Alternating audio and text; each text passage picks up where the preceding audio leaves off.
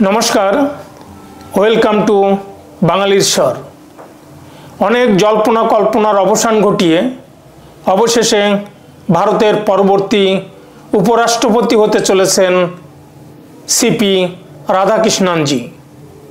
गतकाल भारतेर बीजेपीर सर्वभारतीय president JP Nadda ji CP Radhakrishnan जीर नाम उल्लेख करें एनडीए जोटेर वाइस प्रेसिडेंशियल कैंडिडेट हिसेबे।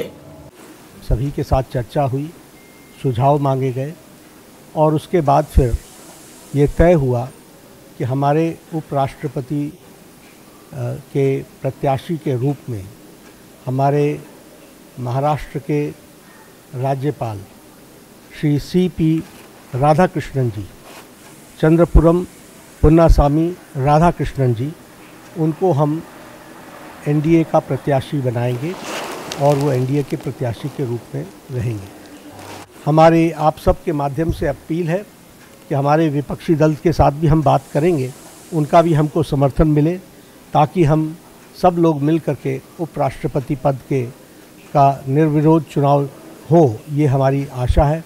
उनके साथ हमने जैसा पहले कहा कि हम संपर्क में रहे हैं, हमने उनको पहले भी संपर्क किया है हमारे वरिष्ठ नेताओं ने, और अभी भी हम उनके साथ संपर्क में रहेंगे और हमारे एनडीए के सभी साथियों ने समर्थन दिया है।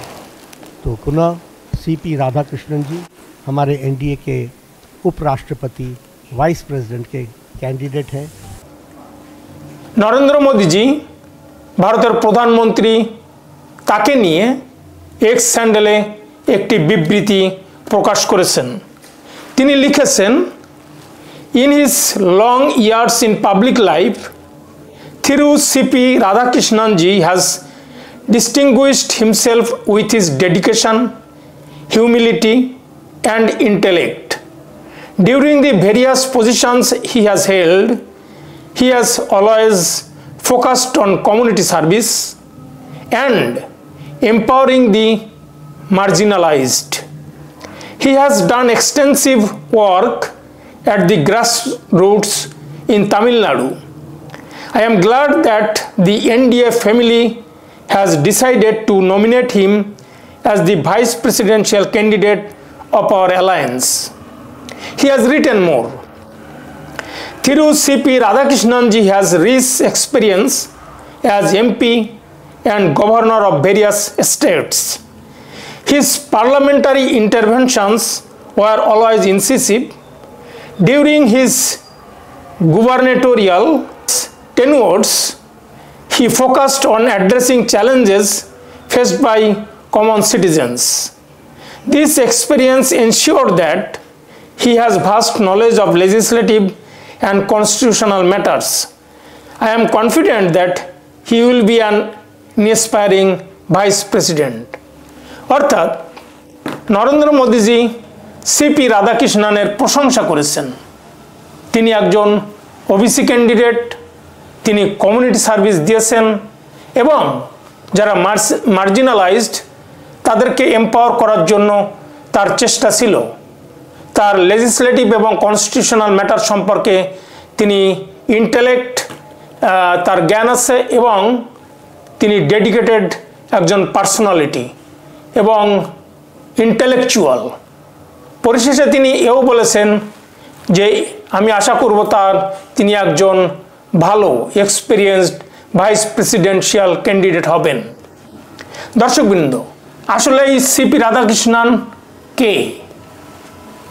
তার পুরো নাম থিরু চন্দ্রপুরম পুন্নস্বামী রাধাকৃষ্ণন।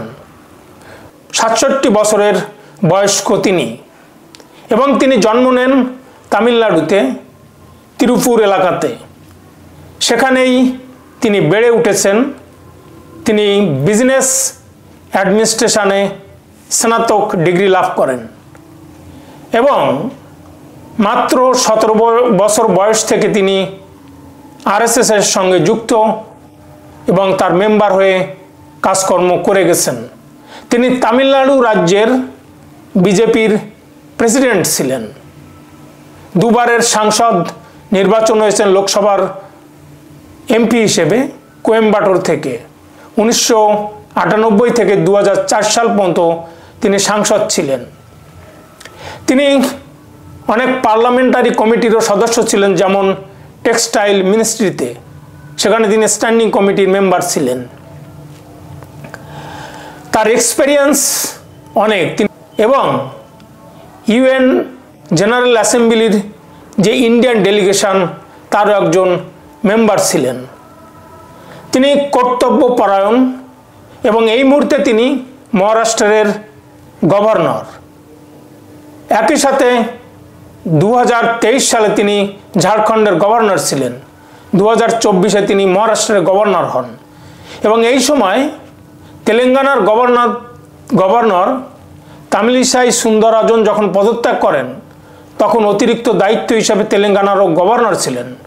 সাথে তিনি পুদুচেরির লেফটেন্যান্ট গভর্নর হিসেবে দায়িত্ব পালন করেন। ফলে তার এই ভাস্ট এক্সপেরিয়েন্স অবশ্যই একজন রাজনীতিবিদ এবং ভাইস প্রেসিডেন্সিয়াল ক্যান্ডিডেট হিসেবে ইন্ডি জোটকে বড় ধাক্কা দিবে। কারণটা হলো এই যে এর আগে গত দুটি প্রেসিডেন্সিয়াল ক্যান্ডিডেট নির্বাচনে ইন্ডি জোট বিশাল ব্যবধানে হেরেছে। সেই ভেঙ্কাইয়া নাইডু ভার্সাস গোপালকৃষ্ণ গান্ধী পেয়েছিলেন 516 ভোট। অন্যদিকে ইন্ডি জোটের ইউপিএ অ্যালায়েন্সের ক্যান্ডিডেট গোপালকৃষ্ণ গান্ধী পেয়েছিলেন মাত্র 244 ভোট। এরপরে জগদীপ ধনখড় ভাইস প্রেসিডেন্ট হন, হেরে যায় ইন্ডি জোট। জগদীপ ধনখড়জি পেয়েছিলেন 528 ভোট। অন্যদিকে শ্রীমতী মার্গারেট আলভা, যিনি ইন্ডি জোটের ক্যান্ডিডেট ছিলেন, তিনি পেয়েছিলেন 182টি ভোট। এই সময় তৃণমূল কংগ্রেস ভোটদানে বিরত থাকে, কারণ ইন্ডি জোট তাদের সাথে সলা পরামর্শ আলোচনা না করেই ক্যান্ডিডেট সেট করেছিল বিধায় তারা ভোটদানে বিরত থাকে। ফলে এবার একজন সাউথ ইন্ডিয়ান হিসেবে সিপি রাধাকৃষ্ণনের নাম কতটা বিড়ম্বনায় ফেলবে সেটাই দেখার বিষয়। কারণ আদৌ ইন্ডি জোট ক্যান্ডিডেট দিবে কিনা, হয়তো শক্তি প্রদর্শনের জন্য তারা ক্যান্ডিডেট দিতে পারে, কিন্তু হারাটা তাদের নিশ্চিত। কারণ তাদের যে ভোট রয়েছে, কারা এই ভোট দিবে? লোকসভা এবং রাজ্যসভা থেকে তিনি নির্বাচিত হবেন। এখানে যে রাজ্যসভার মেম্বার, লোকসভার মেম্বার, তারাই ভোট দিবেন। কে আসলে ভাইস প্রেসিডেন্সিয়াল ক্যান্ডিডেট হতে পারে? তিনি হতে পারেন যিনি ভারতের নাগরিক, যার 35 বছর বয়স, কোনো সরকারি পদে পারিশ্রমিক নেন না, অথবা লোকসভা রাজ্যসভার সদস্য নয়। যদি তিনি লোকসভা এবং রাজ্যসভার সদস্য হন এবং ইলেকশন করেন এবং জেতেন, তাহলে প্রথম দিনে অফিসে বসার আগেই তাকে সেই পদ ত্যাগ করতে হবে। হঠাৎ করে 1987 পরে এই আগাম ভাইস প্রেসিডেন্সিয়াল নির্বাচন হতে চলেছে, কারণ জগদীপ ধনখড়জি হেলথ গ্রাউন্ডে তিনি পদত্যাগ করেছেন 21শে জুলাই। ফলে গত 7 আগস্ট বিজেপি সরকার পার্লামেন্টারি কমিটি এই ইলেকশন ডিক্লেয়ার করে। 21 তারিখ, এই মাসেরই 21 তারিখ মনোনয়ন জমা দেওয়ার শেষ দিন, 22 তারিখ স্ক্রুটিনি, 25 তারিখ মনোনয়ন উইথড্র করার শেষ দিন, এবং 9 সেপ্টেম্বর ইলেকশন ডে। ওই দিনই ইলেকশন কাউন্ট হবে। কে জিততে পারেন? আসলে রাজ্যসভা লোকসভা মিলে 788টি পদ রয়েছে। এর ভিতর 8টি পদ যেটা রাজ্যসভাতে, সেটা শূন্য।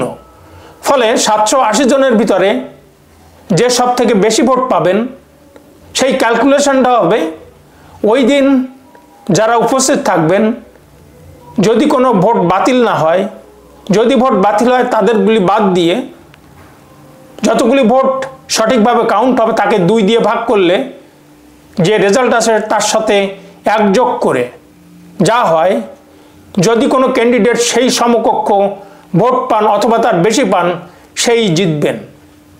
এখন লোকসভাতে এনডিএ জোটের যে ভোট রয়েছে সেটা হলো 542টি ভোটের 293টি ভোট এনডিএ জোটের রয়েছে। অন্যদিকে ইন্ডি জোটের রয়েছে 234টি ভোট। রাজ্যসভাতে এনডিএর ভোট রয়েছে 133টি ভোট 240টির ভিতরে। অন্যদিকে ইন্ডি জোটের রয়েছে 78 ভোট, অর্থাৎ 426 ভার্সাস 312। অনায়াসেই এনডিএ জোটের জিতে যাওয়ার কথা, যদি না কোনো অঘটন ঘটে। প্রশ্ন হচ্ছে, গতবার তৃণমূল বিরত ছিল, এবার কজন বিরত থাকবে সেটাই দেখার। কারণটা হচ্ছে সিপি রাধাকৃষ্ণন তামিলিয়ান, ফলে সাউথ ইন্ডিয়ানদের একটা সফট কর্নার তার প্রতি থাকবে। তার শুভানুধ্যায়ী, তার প্রতি যারা সিম্প্যাথাইজড, তার যারা অনুসারী, তাদের ভিতরে যে সমস্ত মেম্বাররা পার্লামেন্টে রয়েছে, রাজ্যসভা লোকসভাতে, তারা অবশ্যই ভোট দিতে পারেন। অন্ধ্রপ্রদেশ, তেলেঙ্গানা, কর্ণাটক, তামিলনাড়ু, কেরালা সবাই সাউথ ইন্ডিয়ান, সবাই শুভানুধ্যায়ী for a candidate like CP Radhakrishnan. এর আগে আবুল কালাম আজাদ তামিলনাড়ু থেকে প্রেসিডেন্ট হয়েছিলেন, কিন্তু এই প্রথমবার বিজেপি একজন ক্যান্ডিডেট তামিলনাড়ু থেকে চুজ করলেন এবং অনেকেই তামিলনাড়ুর মানুষ, সাউথ ইন্ডিয়ান মানুষ উল্লসিত হবে এবং তার পক্ষে ভোট দিবে, সেটাই স্বাভাবিক। কারণ ভোটটা হবে গোপন ব্যালট বক্সে, কে কাকে কোথায় ভোট দিচ্ছে সেটা জানবার উপায় নেই। ফলে যে কেউ রাজ্যসভা কিংবা লোকসভার সদস্য কংগ্রেস, ডিএমকে, এআইডিএমকে কিংবা অন্য কোনো পার্টি, সিপিএমের পার্টির কোনো সদস্য তার হয়ে ভোট দিতে পারেন, অস্বাভাবিক কিছু নয়। হারাটা যে ইন্ডি জোটের নিশ্চিত সেটা বলার অপেক্ষা রাখে না। প্রশ্ন হচ্ছে কত ব্যবধানে হারবে। এখন বিজেপি হঠাৎ করে একজন তামিলিয়ানকে ভাইস প্রেসিডেন্সিয়াল ক্যান্ডিডেট হিসাবে চুজ করতে গেল কেন? প্রশ্ন এখানেই। এর আগে অনেকের নাম শোনা গিয়েছিল, নীতিশজি, শশী থারুরজি, মনোজ সিনহা, VK সাক্সেনা যিনি দিল্লির এলজি, এরপরে গোলাম নবী আজাদ, অনেকেরই নাম উঠে এসেছিল।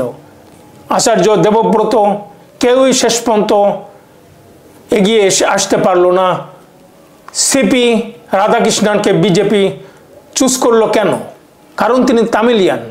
সামনে তামিলনাড়ুর অ্যাসেম্বলি ইলেকশন, হয়তো এবার বিজেপি ভালো ফলের আশা করতে পারে। যদিও এখনও এআইডিএমকের সঙ্গে স্ট্রেইন রয়েছে, মতদ্বৈততা রয়েছে, কিন্তু ডিএমকে যে ক্ষমতা আসছে না সেটা এক প্রকার নিশ্চিত। ফলে এই মুহূর্তে ভাইস প্রেসিডেন্সিয়াল ক্যান্ডিডেট হিসেবে সিপি রাধাকৃষ্ণনকে প্রজেক্ট করার অর্থ হলো তামিলিয়ান সিম্প্যাথি আদায় করা আগামী অ্যাসেম্বলি ইলেকশনে। বহু মানুষ উল্লসিত হবে, বিজেপিকে তামিল বিরোধী বলতে আর চাইবে না এবং বিজেপিকে তারা ভোট দিবে ভালো ফল করার আশায়। আগামী অ্যাসেম্বলি ইলেকশনে তামিলনাড়ুতে এই সিপি রাধাকৃষ্ণনকে ক্যান্ডিডেট হিসেবে প্রজেক্ট করা হলো। দর্শকবৃন্দ, আপনাদের কি মনে হয়, বিজেপি কি কোনো প্লাস পয়েন্ট পাবে এই ক্যান্ডিডেট সেট করার পরে আগামী অ্যাসেম্বলি ইলেকশনে তামিলনাড়ুতে? আপনারা কমেন্ট করে কমেন্ট বক্সে জানাবেন।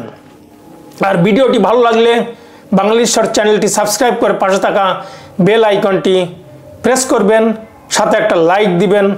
আর দেখতে থাকুন, শুনতে থাকুন বাঙালির স্বর, আপনার স্বর। ধন্যবাদ।